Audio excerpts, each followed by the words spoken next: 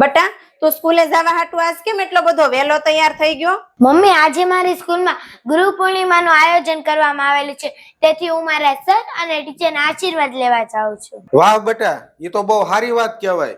ગુરુનો આદર કરે ને એ વ્યક્તિ જીવનમાં હંમેશા આગળ વધે છે. હારું જા બટા, ભગવાન તને હંમેશા સફળ બનાવે. મમ્મી, ભાઈએ તમને અને પપ્પાને પગે લાગીને આશીર્વાદ લીધા? બટા એ ઉતાવળમાં હતો. આવી ગયો બટા તું? કેવો રહ્યો તારો કાર્યક્રમ? બહુ સરસ મમ્મી. મેં મારા ટીચર અને સરના આશીર્વાદ લીધા. સરે કીધું કે મહેનત કરતો રહીશ તો આગળ વધીશ. ભાઈ, એક વાત પૂછું તને? હા, પૂછની દીદી. તું તારા સર અને ટીચરને પગે તો લાગ્યો તો, પણ હવારે મમ્મી પપ્પાને પગે લાગ્યો તો?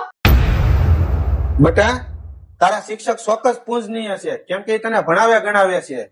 પણ તું યાદ કર, જયારે તું 1 વર્ષનો હતો ત્યારે તને હાલતા આવડતું હતું? ત્યારે તને આંગળી પકડીને હાલતા કોને શીખવાડ્યું?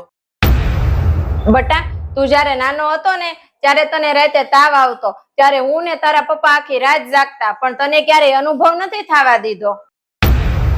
તું હાલતા, ખાતા, બોલતા આ બધું શીખ્યો, હાસા ખોટાની પરખ કરતા શીખ્યો. આ બધું તને સૌથી પહેલા કોણે શીખવાડ્યું? મમ્મી, એટલે માતા પિતા પણ ગુરુ જ કહેવાય ને? હા બટા, સૌથી પહેલા ગુરુ તો માતા પિતા જ હોય છે. પપ્પા, હું સાચું કહું ને તો આજ આખો દિવસ મેં નીકળ્યો ટીચરનો જ વિચાર કર્યો. પણ પપ્પા, હું ભૂલી ગયો હતો કે ઘરે જ મારા સૌથી મોટા ગુરુ બેઠા છે. સોરી, મને માફ કરજો.